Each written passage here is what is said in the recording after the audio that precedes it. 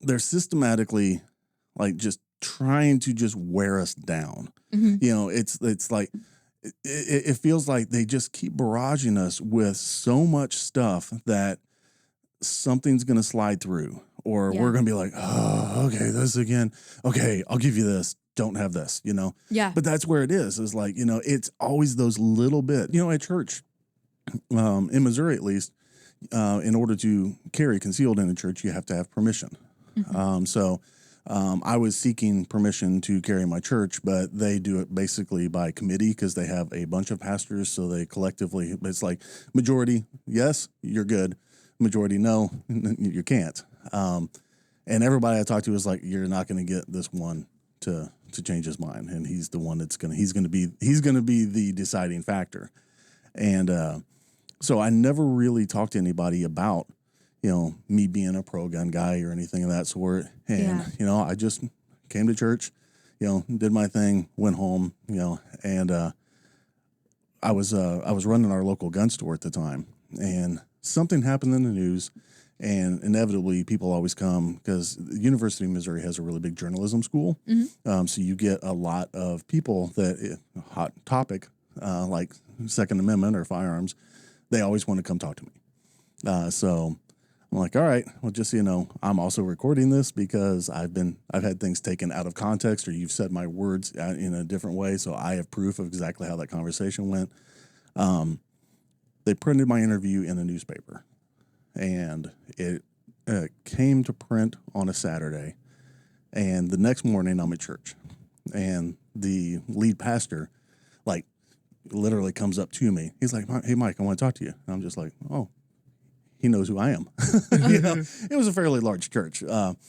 And so he just came up to me. He's like, hey, I saw that article and interview you did in the paper yesterday. I'm like, yeah. Like, I've been completely off his radar for so long. He's like, I just want to say, he's like, that was really well said. He goes, you brought up some points that I never really considered to think about it from your perspective. And I'm just like, I opened his eyes. You know? I was like, and that's so important. Yeah. First of all, did not realize that was a law in Missouri. That's crazy. It's the same way in Ohio, too. Really? Yeah. Yeah, with Missouri's concealed carry, there's like 7 places you can't carry in churches. Church on Sunday. And listen, so I live in a great state, and I love it, but it's just Missouri has really good gun laws, but there are a few what we would call poison pills that get put into there on occasion. But that's crazy. I had the same experience as Mike. So in college, my senior thesis paper was about campus carry, and my professor at the time, who was in charge of my senior thesis, was he wasn't anti-2A, but he wasn't really pro-2A. And I get over to, I write up the first half of my paper and I send it to him. And the first words out of his mouth is, any God-fearing American wouldn't carry in a church. When I lived in Texas, we had to hang our guns in the vestibule, and then we went in the church. By the time I was done with the paper, he called me in, and we talked for a little bit. He's like, you kind of changed my mind. There's a reason why. I halfway think Iraq Vet is it's the initiation. If you're new to Iraq Vet, you go next to CMMG, and where you're like just loud as can be, and they're like, oh, not next year. Well, Kurt and I plotted for the longest time just to figure out what we could get louder than your gun and put it next to you so it was more hateful. We actually had competition this year at Iraq Vet. So, yeah, he actually went to his truck or something and got something special out and came back because he's like, I don't have anything on the table loud enough. So, but all right. Enough wasting the good stories for now. Yeah. We can have this during the podcast. This is fun. So, okay. Awesome. So we'll just roll into it. So we have today our good friend Mike from CMMG, who's been there forever. Yeah, a little over 11 years. That's rare in this industry. It's good company. I like where I'm at. I don't plan on going anywhere.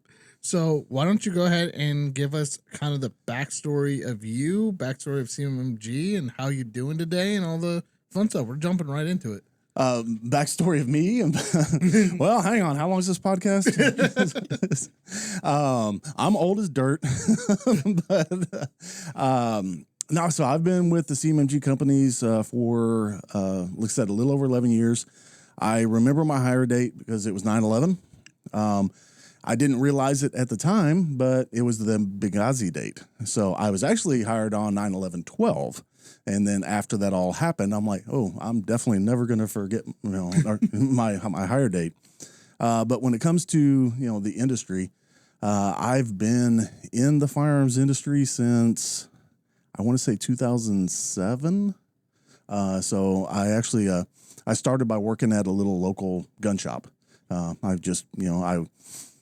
I had friends at a previous job that took me out shooting handguns, and I quickly got addicted to shooting handguns, and I frequented and became a member of our local range. And I was there anytime I had any spare time. And then I started buying a bunch of guns there, and then a position came open, hopped on, became assistant manager of that place, became a local firearms instructor. Went through like the University of Missouri's Law Enforcement Training Institute, which is their police academy.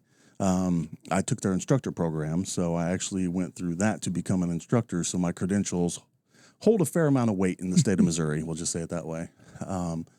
And I left there, went to work for Midway USA for a little while, and then helped another friend out with a business and ran into one of the owners of CMMG at a MMA fight. And I've actually known the owners.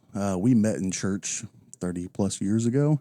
And I ran into him at an MMA fight one night. He's like, what are you doing? I'm like, hey, I'd love to work for, your gun store. And a couple of days later, I get a call saying, hey, can you come in and talk to me about working at the gun store? So I got in there, just really worked hard, made sure that they knew that I was there to support them and to help them grow any way they could. And I was dedicated to the growth of that company. And within a few months, I became the manager, did a little local radio show on the weekends talking about guns and stuff. They found out I can actually speak decently in front of people. I learned the product well. They took me to SHOT Show, and then I kind of just have carved my own path within the company. So the rest, as they say, is history. I get to come do fun stuff like this. I get to go to things like Iraq Vet Shoot. I do SHOT Show when we used to do that. Ton of fun stuff. So, what is your official title over there? I was like, what is it this week? Yeah. PR and Strategic Partners Manager, I believe. Mm-hmm. So, I just try to watch the PR side of things, and I pair up with different companies and industry partners and stuff to see how we can work together to help them grow their side of things, us grow our side of things, and we all share a mutual message. So, you guys started off in Fayette, Missouri. Yep. And now Did you say Missouri? Missouri? I like to say Missouri. No, I love. As long as it's not St. Louis, I love Missouri. Yeah, 2002 in Fayette, Missouri, actually on the owner's land, so kind of out in the middle of nowhere. It was, it's the owners, they took their love of firearms and started manufacturing with a few family members, and then slowly brought on some more staff and kept growing, and then the family building. It just had to grow. They kept putting more stuff in the building, but they didn't make the building any bigger. So they were adding floors in places that there might not necessarily need to be a floor, but we could fit an office or something in there. And it was the proverbial stuffing 10 pounds of crap into a 5-pound bag. And we just kept growing and growing. And since we were out in the middle of nowhere, if you had inclement weather, UPS or FedEx might not be able to make it. Employees might not be able to make it. Roads got flooded to get there. So it was kind of tricky on how to get in and out of there at times. As we started producing more and more and doing more things in-house, like we started turning our own barrels and stuff. Well, we didn't even have the power grid to be able to handle those machines, so we had to do that off-site. And then in 2016, we found a nice abandoned factory in Boonville, Missouri, and we packed everything up and moved to Boonville. So, and when we got to that place, it was, I'm using nice round numbers, around 40,000 square feet. And I remember looking at it going, look at all this room that we have, you know, the stepbrothers, we have so much room for activities. And we quickly filled that. And then last year, we completed our expansion of an additional 30,000 square feet. So we have one side that's nothing but machining. The other side is production. And then you guys also, if I'm not mistaken, opened your own range and kind of cool hangout spot for people to come out. Yep, we have a place we affectionately call the Outpost. It is some acreage on the south side of Boonville, and we have our own clubhouse where we can bring people in and just cater events. And then right down the hill from the clubhouse itself, we have a range. It's covered concrete shooting area. Ceiling fans, Wi-Fi. I mean, we're out in the middle of nowhere, and we cater to be able to have like content creators come out and be able to have a good usable space. And we have like 50-yard and 300-yard, shooting ranges. So, yeah. So products kind of have gone kind of wide and good. So if I remember, CMMG first started off with the 22 LR kind of bolt conversion kits for the AR. Well, I mean, technically we started with the 5.56 AR, True, but right. yeah, I think one of the first things that really kind of that popped up on people's radar as far as doing something a little outside the box for an AR was doing the 22 conversion kits. And then it kind of just went from there, and then the Mutant or the MK47. Yep. And that's the most hateful thing if you're a vendor at a range day next to y'all. But right. So it was late 2014, early 2015. We came out with the Mark 47, which was, our take on an AK-AR hybrid. Our owners are big AK guys, but we build ARs. So they wanted to do a 7.62 by 39 AR, what we think is the right way, because for one, you got the 7.62 by 39 round. It's a tapered round. It needs the AK magazine. It's designed to feed in that thing. There are millions of those things on the planet. They work well. Okay, it's got to take the AK magazine. The other thing is, back when we introduced it, metal development, metallurgy and stuff was still coming along. It still is now. But if you took a standard 5.56 bolt face and you milled it open to be able to take 7.62 by 39, you made for a very weak bolt face, especially if you're running steel case ammo all the time. You're looking at, things being prone to the ejectors and things like that being prone to fail, rather quickly because they're not as beefy as they could be. So we took our 308 and said, hey, that's beefy enough. And then we shortened it up and we made a mid-sized platform that takes AK magazines as a really beefy bolt. And it's the Mark 47 was born. And then after that, you guys kind of got into the radio delay blowback and then the descent and all those and 5.7 and adding a bunch of new stuff. Yeah. So that's just, we're not happy with just, sitting back and just offering new 5.56 and 300 blackout versions. We want to kind of push ourselves. So when we came out with the radio delay blowback, we initially released that in 45 ACP because the 9mm market, we already had one. I mean, we had a traditional blowback or a straight blowback 9mm. We're like, okay, we don't need to tackle that yet. Let's challenge ourselves. Let's come up with something fun. And nobody really had 45 ARs. So we started looking at that and we're like, okay, well, it has too much for traditional blowback. But it doesn't have enough pressure for DI. So we had to try to figure out a way to get around that, and the radio delay blowback was born from that.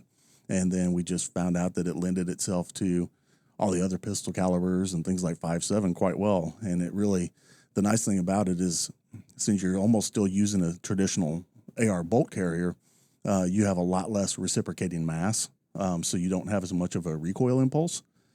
So that's one of the things that I found. I wasn't expecting it. The first time I ever shot a 9mm AR, I already had a 5.56 and I went to a range and they had a 9mm. I'm like, oh, I want to shoot the 9mm AR. And it had more punch in my shoulder than a 5.56 did. And I'm like, hang on, this does not compute. My brain did not process the bolt mass moving as to the felt recoil. So we tamed that down. And then a little over a year ago, we came out with the Descent, which is our compact action, so the bufferless AR system. So yeah, we're constantly and then actually as of depending on when this airs, but as of when we're recording this, yesterday so November 7th to be more specific, we actually just released the Mark 47 in the Descent. So we have the AK magazine, mid-size platform overbuilt bolt in the whole bufferless system. Yeah, Kailey and I were just out in Tennessee hanging out with Big Kid. Oh, yeah. Steve was talking about it, and I was like, Steve, he had one of the, what's that special coating you guys did? The Putina? Yeah, the Putina gun. And I'm like, this is the sexiest thing I've ever seen. Yeah, we do a few special coatings every once in a while for, sometimes for like big box stores if they want to do like a special run. But that was, it was actually, I actually want to say Steve is the one that named it. Did he? So he was out at our facilities in February when we released the 9mm Descent, and we had a few different paint options to possibly choose from if they wanted to get a gun in one of those paint options. And there was kind of like a Rhodesian, camo, and there's a few different things that were kind of floating around, and collectively everybody picked up on that like weathered or patinaed finish, and I'm pretty sure it was Steve that dubbed it Putina instead of patina. So it just kind of stuck. No, that's great. So if anybody's been to a range day with you, you guys are the staple of most range days, being the loudest and the most awesome booth to hang out at. That's a badge of honor. We know what people expect of us at those range days, and we just support it. So there is something that travels with you to every range day that has this legend behind it, and that would be the cooler that the Mark IV goes into. Yeah. So how did this legend of this cooler come about? Well, honestly, it's kind of a funny story. So I am the person that behind the scenes coordinates all of our events, like the SHOT shows, the NRA shows, traveling to range days, traveling Iraq vet. Unfortunately, I've had more times than I would like things not arrive. So send crates of ammo to SHOT Show, and you show up at range day and a crate's missing. And I'm like, wow, there was only 20,000 rounds of ammo in that crate, and it's on a dock somewhere. Or I'd go to Iraq vet or someplace, and the crate for everything would have not been delivered on time. So my answer to that is I'm going to start driving to these events myself, and it's not going to, if I don't make it, we have big enough problems, that the guns aren't there, I'm not there, nothing's happening. So actually the cooler was literally my food cooler for the drive down. And I had water and stuff in it, and we noticed that people were just running the gun so much, it was getting so hot you couldn't handle it, and gloves would only do so much. And we couldn't let the gun be down very long because you've been to the range days. We always have a line. Oh, yeah. People are just I'm going to shoot that thing. If I don't care how long I have to wait, I'm in this line. I'm going to shoot that thing.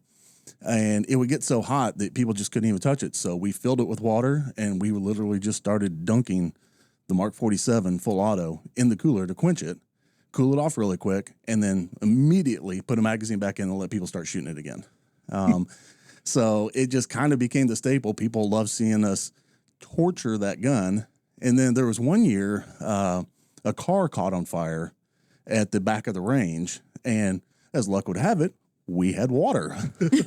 And one of our guys grabbed the cooler and just took off running down range to start pouring the water on the fire. So we became like the fire brigade for Iraq too. So it's just a ton of fun. So yeah, there's a lore behind that cooler. And if we don't bring that cooler, I'm not sure what people would be more mad at, if we didn't bring the cooler or if we didn't bring the full auto Mark 47. Oh, that's a tough one. Honestly, probably the Mark 47. Though, While I'd like to think that the cooler is all that, it's still not the Mark 47. What is you've brought that Mark 47 almost everywhere. What's the round count on that? Well, I finally retired the original. Did you? Yeah. So I had one that I was taking from event to event to event, starting in 2015 up until I want to say 21. And the funny thing is we never actually kept a solid count. We just know, hey, I went to this event with this much ammo. I came back with none and had to buy more, or whatever the situation was. So we estimate it was north of 200,000 rounds through that gun with all still original barrel, original bolt, original upper and lower. Things like ejectors and extractors and hammer and trigger pins and stuff had been replaced because they're going to get beat up. Yeah. But it still had rifling. It just wasn't engaging the projectile any longer. So we were seeing keyholes at pretty close yardages. I was like, okay, just to be safe, let's just go ahead and retire it, which made some people upset. They're like, well, why don't you just rebarrel it? I'm like, because then it's not the original gun. I was like, I can legitimately say that gun had this many rounds through it. If I replace big parts like that, it's no longer the original gun. Where's that gun now? I believe it's in one of the owner's offices. Okay, so it's hanging up. It has not been decommissioned. It has just been retired. So to replace it, we actually built twins to replace it, so that if one gets a little hot, we can grab another one while that one's cooling down. We still quench them in water, but yeah. That's insane. 200,000 rounds. Mm-hmm. Well, I'm going to give my story of first meeting you guys. I was at the IRAC Veteran Shoot the first year that I worked at GOA, so that would have been 2019. Okay. And very much the initiation. We were the row behind you guys. Mm-hmm. And people would just grab us and be like, we want to talk about such and such issue. And we would like go to the parking lot to have conversations because it was an incredible feeling. Because you definitely feel that through your entire body. Like, it's quite the, yeah, you cannot have a conversation. Anywhere near it. Anytime we're set up on a range, do not have a conversation next to us because you're just not going to have it. So people will try to come to our booth and try to interview me. I'm like, here? Have you heard us today? It is the staple of every IV-88 shoot where no matter where you are on the range, you know that. We're always over on the far right side because we actually have that pile of steel that the guys that this isn't too vulgar. The guys that actually own the range say there is a pile of mutant poop that just stays over there on the hill. They've never done a magnet or anything and pulled it all up. It is like officially become range aggregate. It is it is part of the range now. So when I worked at Faxon, we were right next to you the one year, and it was like, can we move? That's got to be that's the rite of passage. It is. It's got to. I think that might be something that Brandy does to people, and she doesn't tell them. You're like, oh, this is your first range day. You're going right next to CMMG. We'll see if you're back. If you're back, you deserve to be back. Everybody tries to find something more hateful to put next to you, and it just doesn't work. I love it when Brandy puts like a suppressor company right next to me. I'm like, you realize nobody's going to know if that thing's working very well or not because they can't hear a thing. I mean, it could be working great because they definitely are not hearing their gun. I mean, you're not wrong. Right.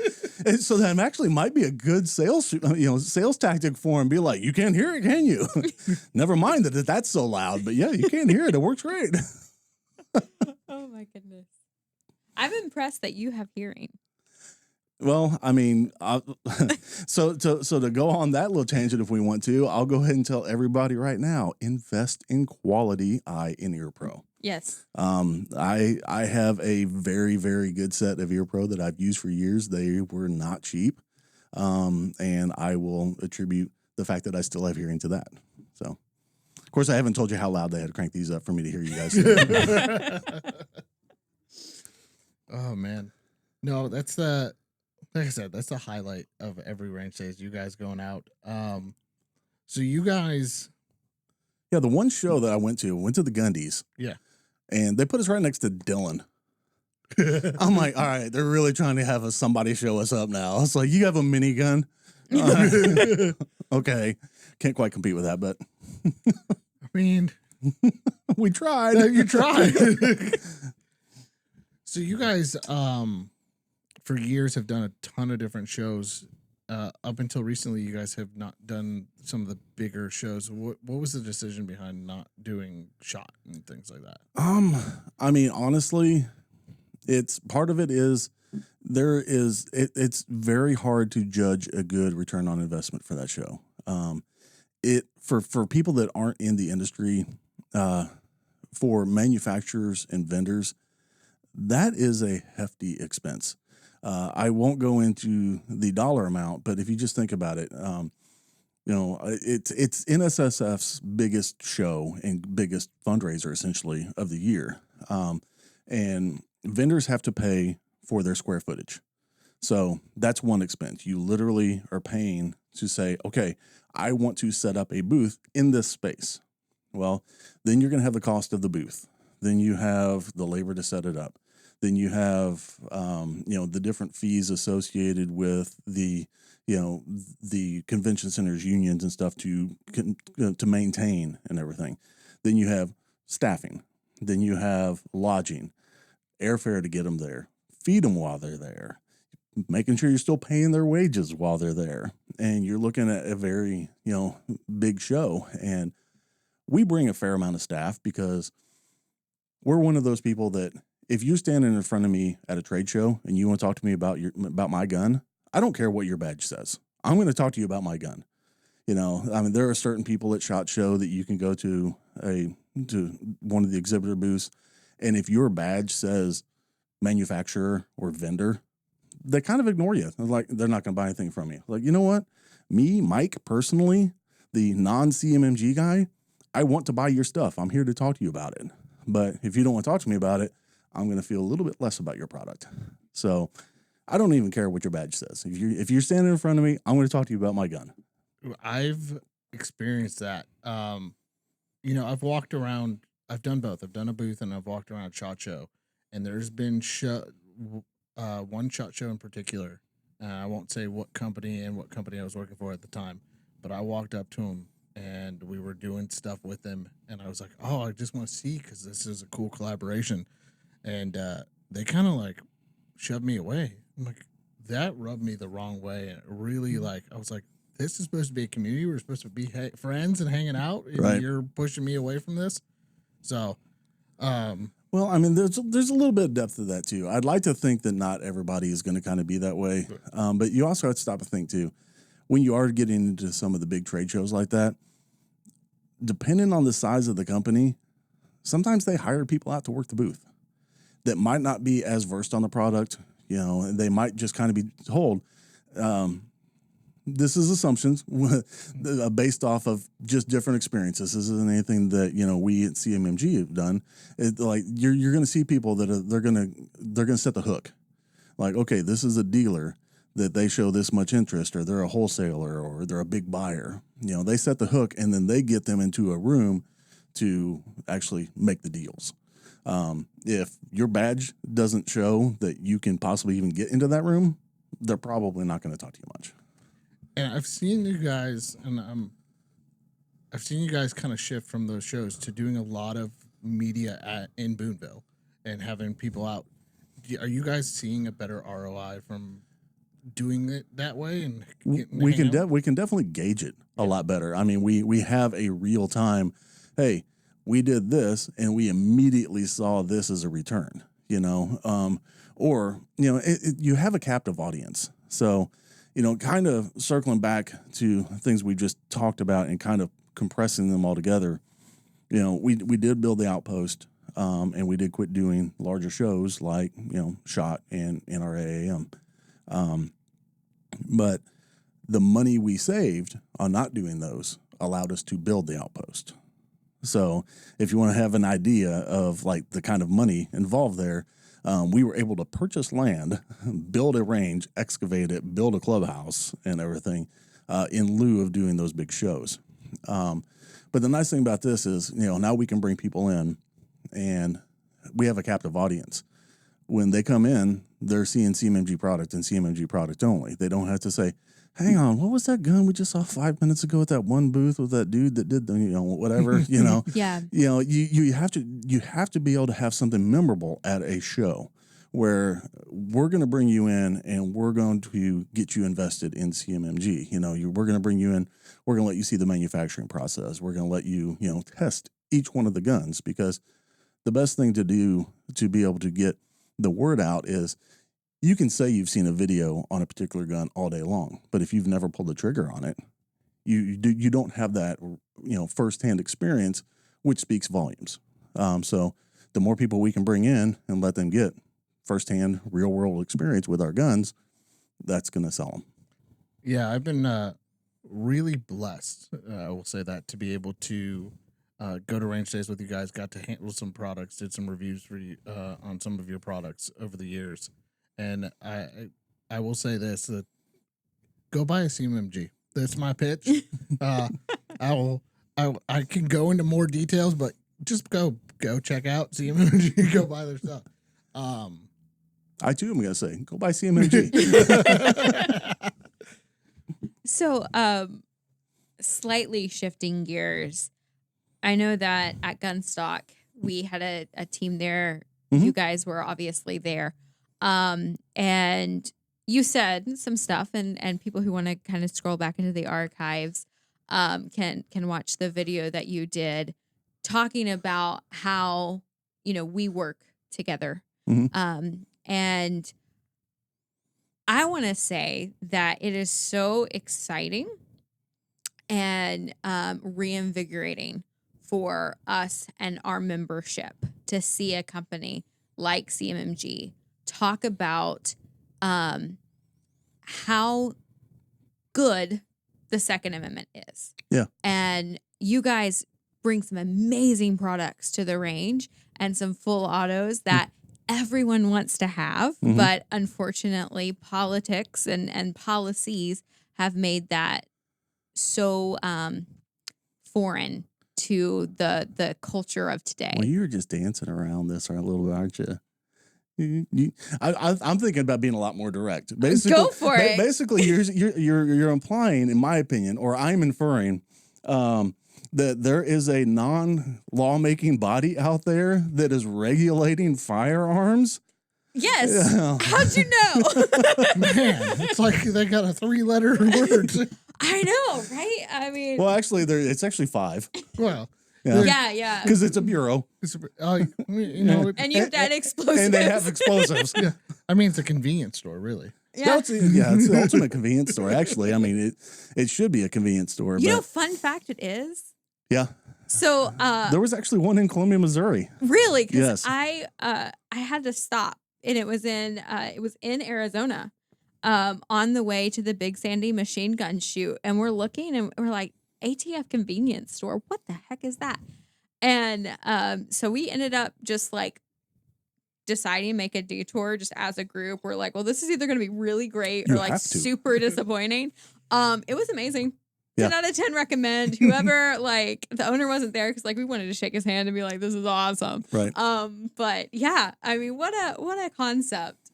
Oh, it's perfect. I mean, that is painting, those 3 letters in a positive light. Yes. But yeah, I mean, ultimately, any infringement is too many. I mean, and it doesn't matter what it is. If it's, if I want to kind of get on the activist side of things, I don't care. A bump stock, it's a piece of plastic. Mm-hmm. It's not a firearm. It's definitely not a machine gun. It's an accessory. It is a piece of plastic that you put on the gun. Yep. The pistol braces. That has been, and the thing is, they're systematically like just trying to just wear us down. Mm-hmm. It's like, it feels like they just keep barraging us with so much stuff that something's going to slide through, or we're going to be like, oh, okay, this again. Okay, I'll give you this. Don't have this, Yeah. But that's where it is like, it's always those little bits, all the people that are, anti-gun, that are, hey, I want to have, universal background checks or common sense gun control. I mean, it just makes my brain hurt thinking about that terminology. Yeah. Because for one, the background checks already exist. Okay. There are other reasons that the systems in place might not be working. I mean, you can't make murder more illegal. Absolutely. So it's, the funny thing is, pro Second Amendment arguments are so simple, they almost sound like trivial, or just like they almost sound childish when you just kind of say them. But it's because it is that simple. That anti-gunners have to come up with a convoluted mess to confuse people into thinking that they are bad. Absolutely. I mean, it all goes down to the founders penned 27 words. Yeah. 27 words. Yep. And they conveyed the whole message. Yeah. And it's the reason that I so agree with what you're saying with the gun control sounds convoluted is because we understand innately in ourselves that this is a right that is a natural right. Mm-hmm. It's not a government granted right. And I know we say this every episode and on GOA all the time. You have a right that is constitutionally protected, not government granted. Period. Full stop. Like, that's it. And it is so crazy when you look at how many words and how much legalese has to take place for all of the gun control that has happened from the time that they passed the Second Amendment to now. And we talk about the ATF's war on plastic, and it has significant ramifications. Yeah. And, GOA sister organization, Gun Owners Foundation, and they did a video. One of their video series is called Bullet Points. And they went through the history of pistol braces, and it predates the Second Amendment. Like, when you go back to what Buren said, when you go back to how GOF and GOA have argued for the Second Amendment throughout the history of our organization, and for GOA it was 76, and for GOF it was 83. We've been doing this for a decent amount of time. Right. We've always gone back to the text, history, and tradition of the Second Amendment. And guess what? When you go back to that, you see that, especially with the pistol brace argument, that they really don't stand a chance. Yeah. Well, the pistol brace makes things shoot faster, right? That was said on the Hill. Yeah. And I just love how, I can't remember who said it, but he's like, the internet is going to eat you alive for saying that the pistol brace made the gun shoot fast. I just want the gun that has 100 rounds in the chamber. I'm sorry. That sounds dope. I was like, there are so many things that have just been, there's so many fallacies that have been spewed out of certain politicians' mouths that is just, it makes us cringe because we realize how horrible and how just flat out dumb they sound. Mm-hmm. But the people that aren't educated on firearms, it either makes them scared or it makes them go, oh yeah, these guys make sense. It's like, and that's the thing is like, they can lie faster than we can tell the truth. Well, what is the famous saying that a lie circles the globe, 3 times before the truth puts on its shoes? Like, who said that? I don't know, but I like that. I like that. Somebody's going to have to look that up for me. It's like, wasn't it Mark Twain? I'm pretty sure it was Mark Twain. It might be Mark Twain. I mean, we'll attribute it to somebody. The Google machine knows what I'm talking about. Right. Well, I mean, the nonsense that has been said just in the last 5 years, like 30 caliber clip. Shoots it all in half a second. Yeah. AR-15 weighs as much as 50 shipping boxes, like. Dude, I am She-Hulk, if that is true. Right? The amount of damage an AR-15 round does, the 5.56 round, it's just, It 9 mil blows a lung clear out like my favorite though is the possible attachment from USA Today that they put the chainsaw on the bottom of it. Possible attachments, chainsaw. I'm like, oh, yeah. Woo. I was like, hang on, you got something we can support now. It's so insane, the disinformation campaign. And we talk about the vilification of a firearm, right? And it's because everyday good people own firearms. Yep. And it's one of those things where I think the culture and the mindset of the anti-gun left is like, all of these people are dangerous. And the reality is that gun owners are everyday people. They work in the same offices as you do. You're probably friends with them. Yep. Your kids in Little League together. They go to church with you, assuming that you go to church. Like all of these things, like we're just everyday people. Yeah. And this has been something that has been a part of our culture since the very beginning. But the problem is that they want to control the narrative so much that they can't accept the fact that we are good and normal people. Right. I mean, just flying in here last night, our plane had rocket boosters or something going because we landed a solid half an hour before we were supposed to. So we got a heck of a tailwind. They parked us at some remote spot on the runway because the plane before us was still at the gate. Oh, wow. So we're just like sitting out there. So there's this guy in the row in front of me, and we're talking about camera gear and photo gear and stuff. So we just start having a conversation about videography, photography, microphones, new cool gear and stuff that's coming out, and we're just sitting there having this conversation. And then as we're getting off the plane, he's like, "Oh, you in town for business?" Like he was like, "What I did for a living never came up," and I'm like, "Yeah, I'm in town to do a podcast." And he was like, "Oh, really? What about?" And sometimes I hate to say it, but it's kind of taboo to talk about in public because you don't know what kind of scene that person or how they're going to react. So I just kind of generally said Second Amendment, and you could see the processing. Like you could almost kind of see like he's like, okay. So I don't know. Did I just offend him? And he's just like, or he was just like, hang on, this guy was cool. Now he's not. I don't know what was going on in his head. But we both were just kind of like, yeah, it's kind of a polarizing topic right now. And he's like, yeah, it is. He's like, good luck with that. And I'm like, okay, I don't know if that's genuine, but if it is cool, thank you. Yeah. I mean, I've had, at church, in Missouri at least, in order to carry concealed in a church, you have to have permission. I was seeking permission to carry my church, but they do it basically by committee because they have a bunch of pastors. So they collectively, it's like majority, yes, you're good. Majority, no, you can't. And everybody I talked to was like, you're not going to get this one to change his mind. And he's the one that's he's going to be the deciding factor.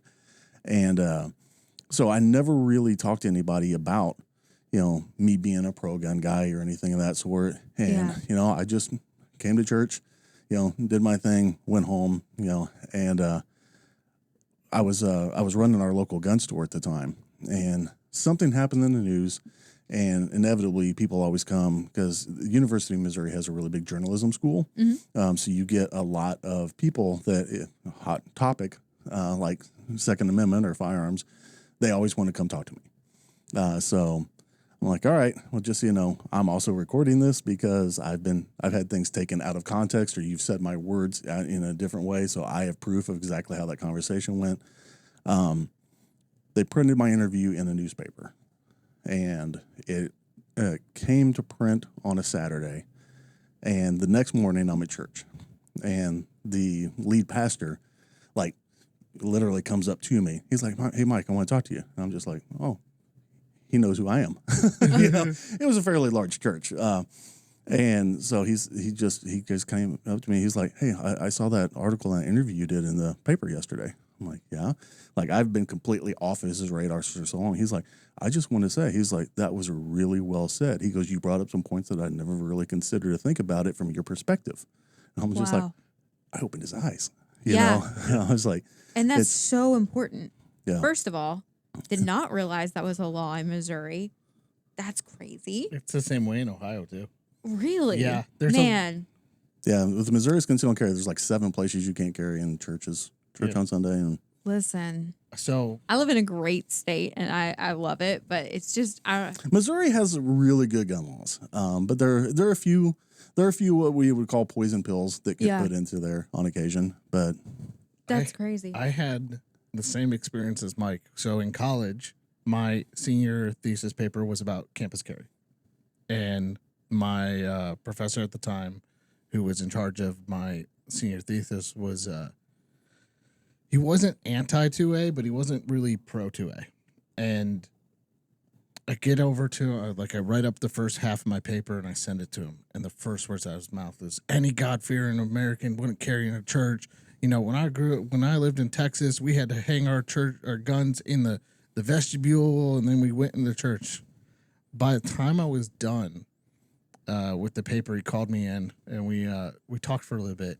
He's like, "You kind of changed my mind." He goes, "I didn't know, because Ohio is weird." And I went to, I went to Kent State, which, if anybody knows anything about Kent State, there's a little bit of history there. There's a little history. There's a little history there. And I actually graduated like the year after Caitlin did. So part of my paper in Ohio, the public colleges are owned by the state. So if you went to school, you weren't allowed to carry on campus. But if you were just the general public walking through campus just because you're walking through, you were allowed to carry. There was no like in between, like, oh, you're if I was a student or if I was going to a building on campus for an event on campus, I couldn't carry. But if I was walking through there after I graduated, and that's why that picture happened, because after she graduated, she could carry on campus. It was legal. So I put it, and he goes, "I didn't know that." I'm like, "Yeah, that's a law in the state of Ohio, that because it's public land, you can carry it." So I changed his mind. He was like, "Yeah, we should really get campus carry in Ohio."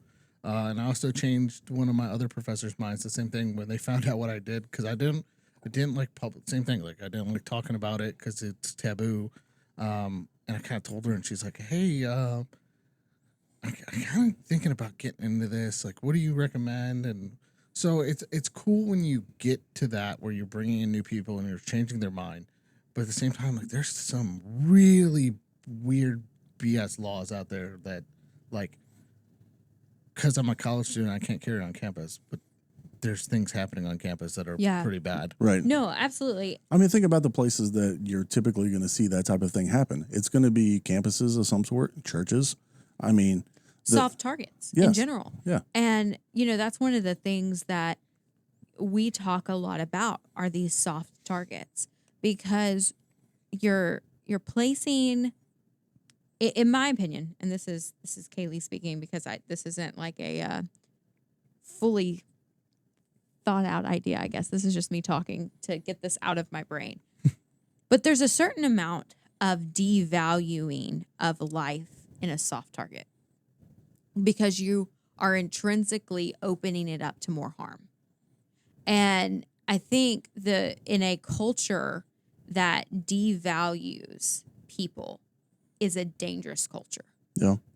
And that probably wasn't said in a super eloquent way. Right. But, I think when we talk about campus carry and when we talk about churches and we talk about these places that hostility can exist, we need to start addressing, well, the lives there matter and they should have the ability to defend themselves. And we need to do what we can to ensure that they understand that their life has value. And that's why we're allowing, and this is why we're encouraging you to carry, and we're working on hardening those areas so that you're not in a soft target situation. Right.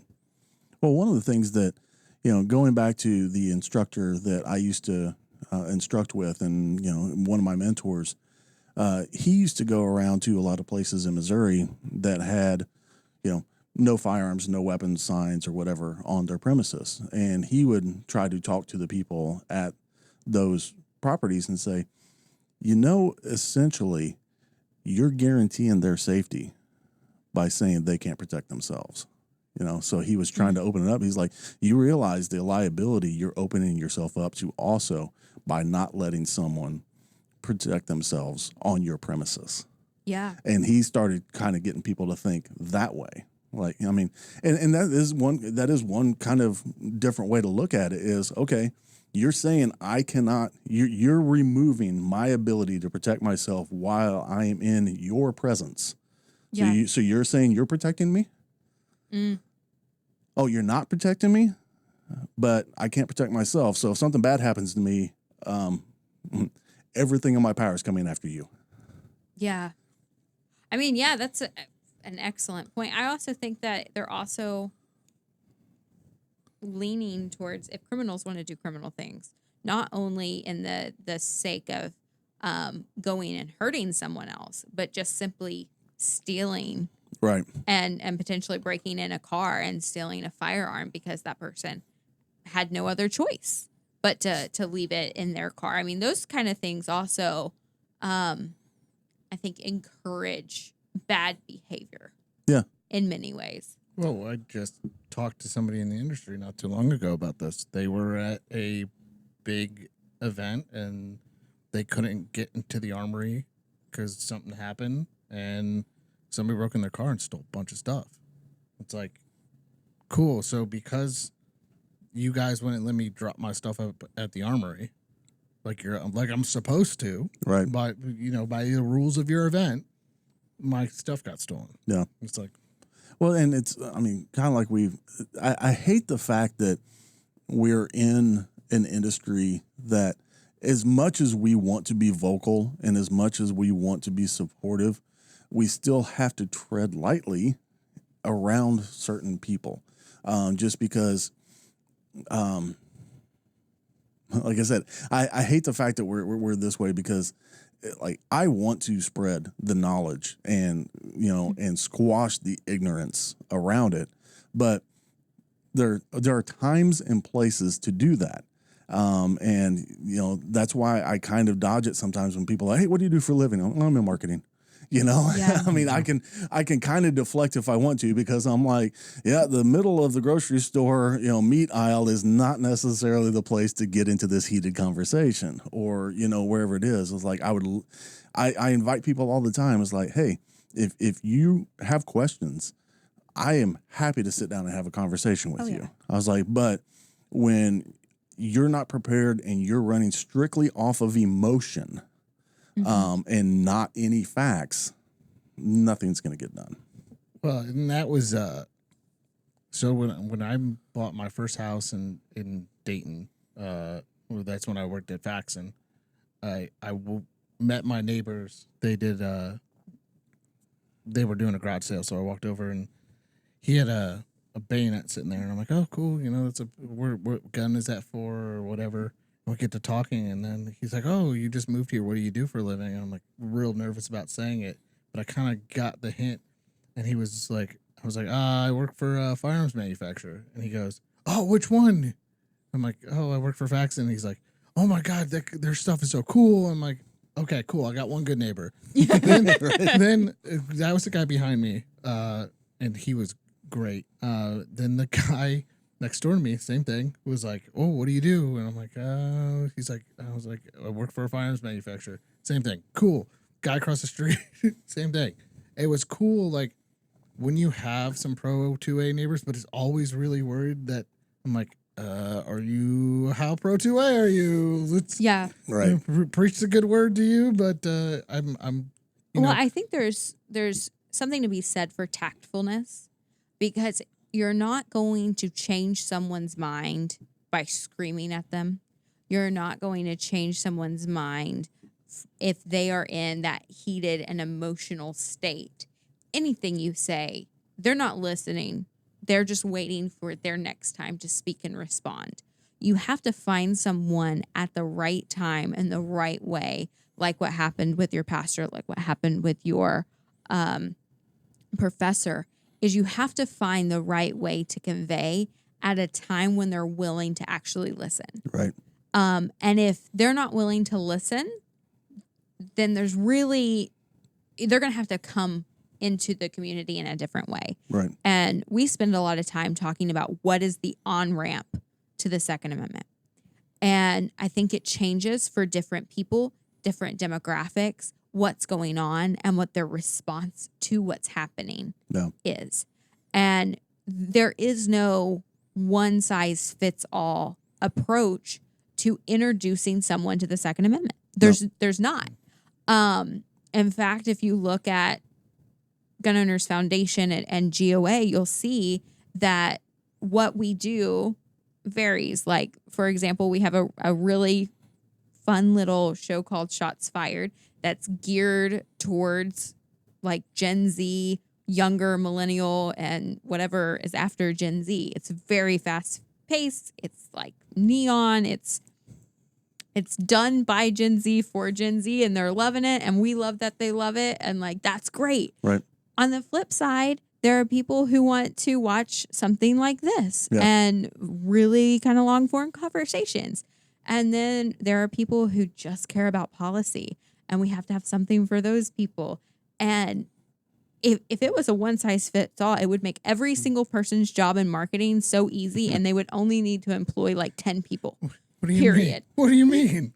Super easy. Yeah, especially in our industry. I mean, I mean, so there's all the different approaches to the different demographics, but then I mean, looking at CMMG, I mean, we're an AR manufacturer. Okay, some people want nothing to do with an AR. Mm-hmm. They're cool with every other kind of firearm, but want nothing to do with an AR. Or you have somebody that is a huge, AR guy, but keep that AK away from me. Yeah. It's just there are people that are very particular in their likes and dislikes. Yeah. And then so you have that split into all the different age demographics. Mm-hmm.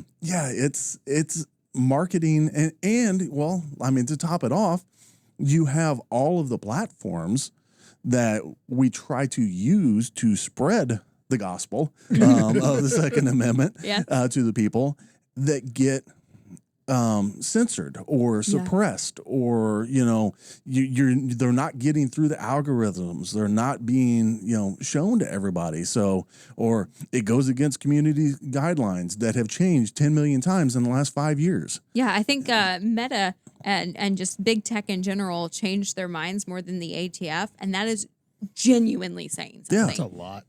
Like, okay, so you brought up like people like certain things and things like that. As a manufacturer, and this is what I love our community, but this is one thing I hate about our community too.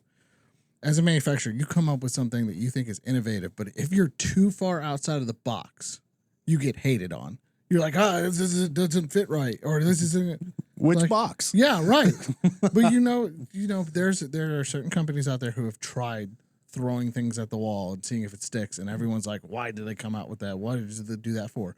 Like, as a manufacturer, when you come up with something that you think is innovative, are you like, I'm really worried that people are going to hate this? Or you've seen what we've come up with. Oh, yeah. I mean, we're to the point now where we're making it.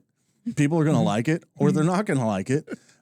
Certain things, the Mark 57, for example. So when we came out with the Banshee chambered in 5.7 that took 5.7 style magazines, we were like, we don't know how well this is going to be received. So when we initially released the Mark 57, it was a limited run. Like we tooled up to make X amount, and we're like, okay, we hope we sell this many. It went gangbusters, and we're like, okay, now it's part of our lineup. It's no longer a limited production. So, I mean, we think outside the box so much and are always looking at all those different calibers enough that we have ammo manufacturers coming to us going, behind closed doors, like, hey, we're working on this new cartridge.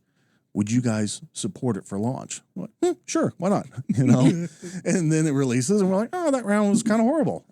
So maybe we're not going to sell that gun anymore. But I mean, we're always willing to try.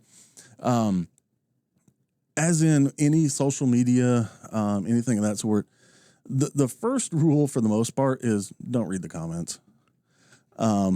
People, I'm awful at it. it's one of those things. Like it took me a while to learn this because I love the company that I work for. I mean, like I'm sure you can imagine. Actually, I mean, I truly love what I do, who I work for, the people I work for, the people I work with. So whenever somebody is attacking CMMG in the comments, to me, it's a personal attack. Yeah. I'm like, you're attacking my livelihood. But I have to stop and realize this is somebody on the internet being a person on the internet.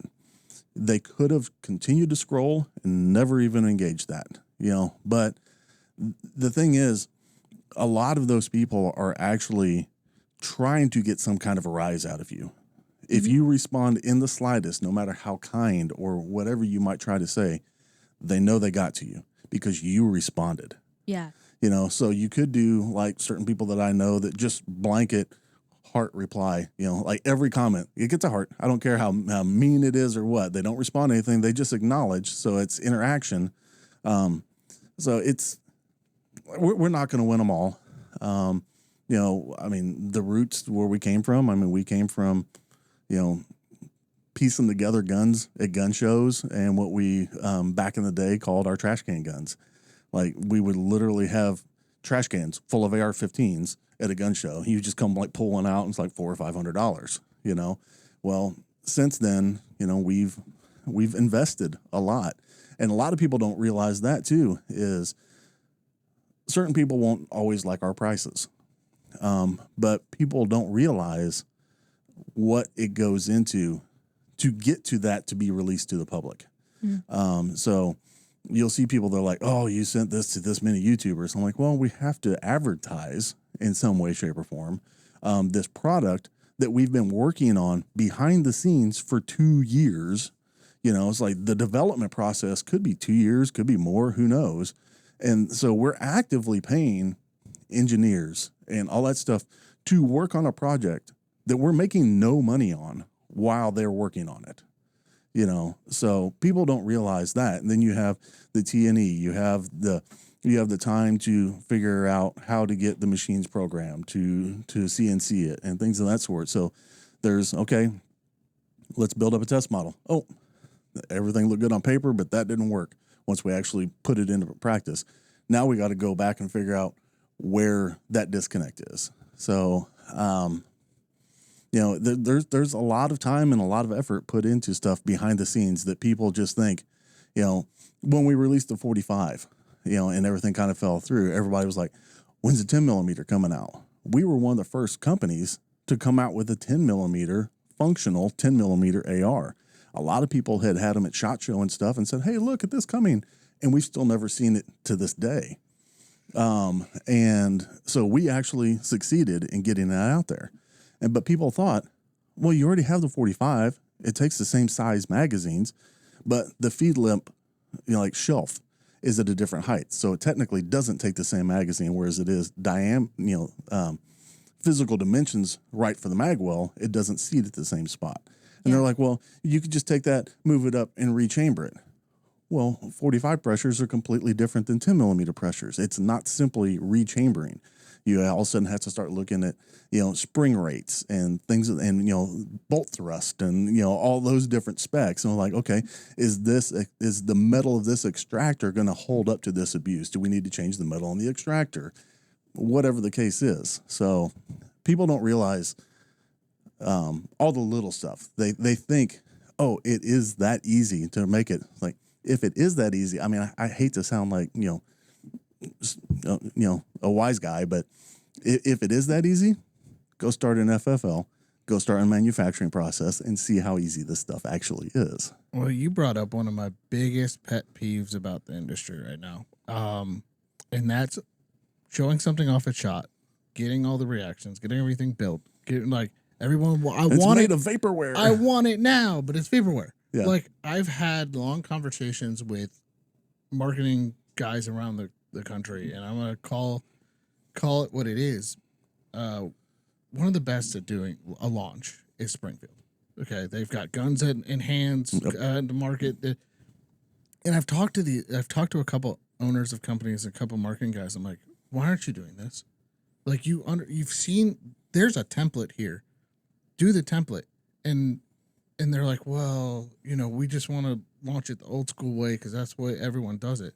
Right now, our society is so instant gratification and instant want. If you don't capture on that, as soon as you go, yeah, this product is cool, the hype is gone by the time you decide to launch it. Right. And I feel bad for them because I get it. There's a lot of time and money that goes into it. You don't want to put something out if it's not going to sell. But at the same time, you got to take the risk sometimes. Well, that's been one of our approaches every time we come up with something new is we typically don't announce it until we are ready. Like we have it, we've either already got some produced and in the queue, or we are 100% producing and just waiting to assemble. But we typically don't go to market unless we are ready for it. Or there have been a couple times where we'll release something and it might be a pre-order, but the pre-order is like typically no longer than like a month. Right. So, but we typically never come to market with something that isn't fully realized, isn't ready to be manufactured, if not already be shipped. Like the Mark 47 Descent that just came out yesterday. We had a plan in place so that dealers could order it prior, and as of it being live, yesterday, there are going to be certain dealers you could have walked into their store yesterday and bought one off the shelf. So they went live on our website yesterday. You could purchase them on our website yesterday. So, I mean, that's one of the things is like, we've got to do this right. Admittedly, we probably don't have enough in production at the moment for the demand that we're hoping it's going to generate. But with that growth that we had last year in the machining and the factory and stuff, we're going to be able to at least keep the wait time down and be able to fulfill fairly quickly. So we're hoping that, we've seen that enough too, where you have something that becomes vaporware, and we don't like to subscribe to that. Well, and it makes your customer base mad. Or it makes them like everything makes our customer base true. I was about to say. Well, you're not wrong, but like I've seen companies go to SHOT and go to the other big shows, and they've got this new cool thing on the floor, and everyone's like, "Yeah, I want it," and then 12 months later. It may. I want to throw one company under the bus if I can, but I don't want to. It's like I would say this with as much love as possible because I own one of these firearms finally after the 4.5 years it took from them introducing it to actually getting it in people's hands. It's a certain bullpup shotgun. Yes, everybody wanted that. They drummed up so much hype for it, and it literally took 4 years. Well, it might not have been literally 4 years, but it felt like 4 years. It was at least 3 before anybody got their hands up. Perspective is reality, though, and those sort of things, and especially in an Amazon age where people expect 2 days. Like it's not possible in so many. Well, we've actually had to shift our manufacturing technique or policy. Forever, we have been a build to own company. So, or build to order, sorry. So when you go to our website and you place the order, we don't manufacture that firearm until you have placed the order, because we have a multitude of colors. And let's face it, compared to a lot of AR manufacturers, we have a lot of choices. Yeah. So being able to know what inventory to keep on hand sometimes could be hit and miss. We're like, oh, this is trending right now. Let's build up some of this because everybody wants one. And then something happens and all of a sudden nobody wants that and they want the new hotness. So having an idea of what to keep on hand has always been tricky. So we always built when you ordered it. But now with all the new manufacturing and everything that we have in-house, we're able to get ahead of that. So we actually do have inventory on hand for a lot of things. So hopefully we have the right things on hand, but inevitably it's going to be like, there'll be a new color that's trending that we're like, that wasn't very popular. We didn't have very many of those in stock. So I am curious, and I don't know if you guys have this this sort of thing, or data for this sort of thing. But is there a difference in what colors sell between male and female? Like, do you know? I don't really think there's that much of a difference.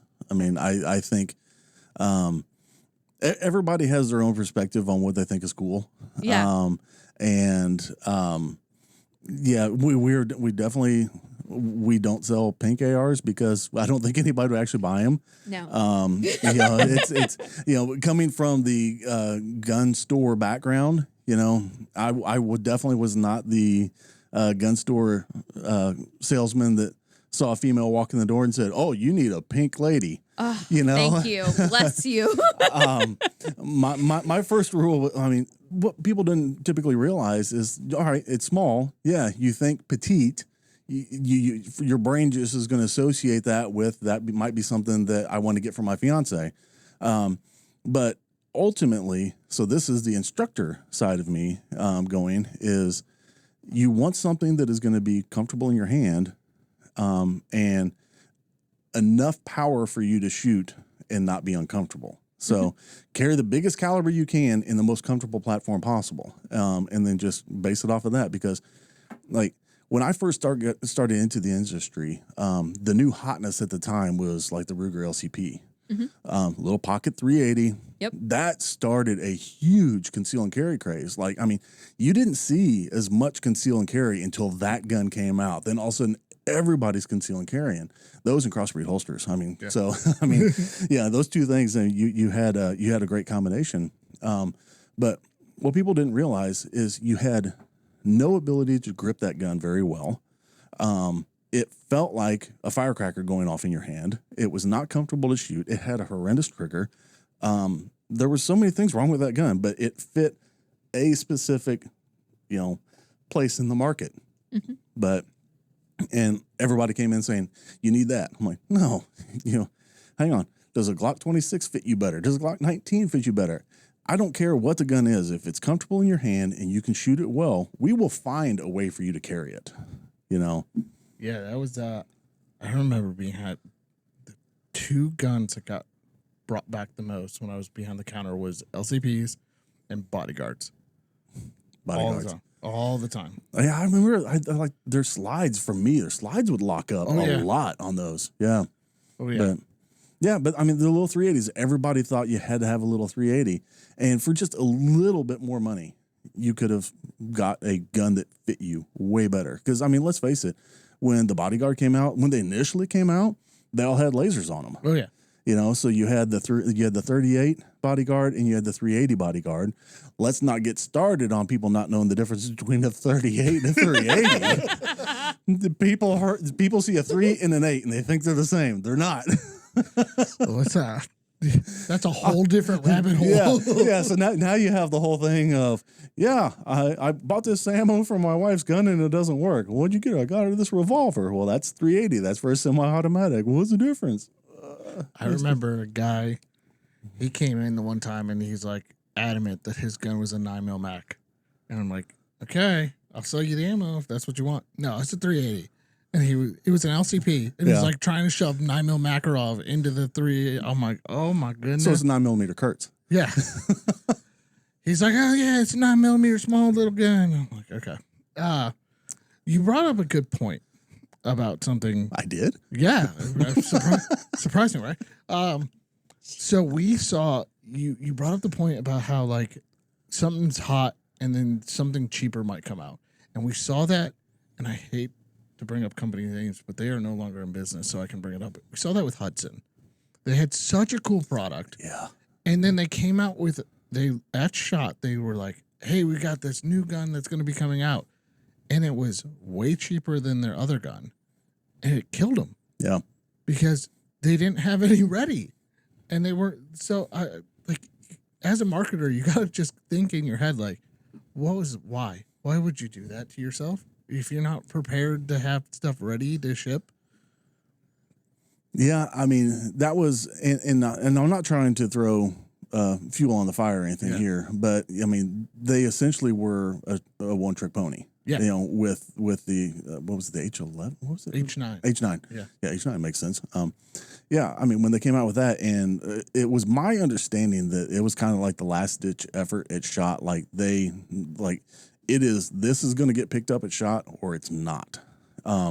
So they were already really kind of treading water, and then realizing, okay, they've got a price point to hit, and realizing that it's not for everybody. I mean, no pun intended, if they stuck to their guns, and you know, just stuck with the H9, there was a market for it. Yeah. I mean, I would love to have had one. And right as about the time they were tailing off, I was able to possibly get one, but I'm like, there's no support for it now. Right. I was like, I want that gun so bad, but I think somebody bought the rights to it. I don't know who. I heard that, but I've seen nothing of it. Yeah, I'm like, please bring it back. It was cool. It was a really cool gun. Cool idea, but same thing. Like, it got thrown to the wayside. Earlier, we were talking about just the non-law making body that makes laws. A lot of people, I have seen people get irritated at us because we comply by changing our pistols and not having pistol braces on them, or we made the Descent, which doesn't have a buffer tube at all on it. And then you have a lot of people that are like, well, you guys are essentially bending the knee and you're complying to what the ATF says. Well, as a manufacturer, our piece of paper that says we can do business and make these guns is issued by that particular organization. Yeah. So it's, while we as people in the background, you know, from ownership, management, our officers, you know, down to me, whoever, you know, we all have our beliefs in the Second Amendment and how it should be done. And we all personally comply or don't comply, depending on what might be said. But as a manufacturer that can have a particular government agency come in and say, you're no longer doing business, you know, we unfortunately have to tread lightly in that area too. Yeah, no, and listen, that's not a dumb thing to do, right? You have to be able, in order for you to come up with the next thing, in order for us to move the needle of innovation, we have to have manufacturers that are able to come out with new products. Right. Now, when it comes to the ATF's war on plastic, like the great thing about it is I think we have a really strong and firm ability to win this. And I think that they went way, way too far. And I think they know it. Yeah. And I think that the fact that the bump stock case is headed to the Supreme Court, not that I have like a crystal ball, right? That's what it is. Crystal ball, you know, to see the future. I do think that it is an important thing to realize that if everyone went out of business and then it was overturned that they didn't have the authority, which is what should happen, if there are no companies left, right, there are no companies left.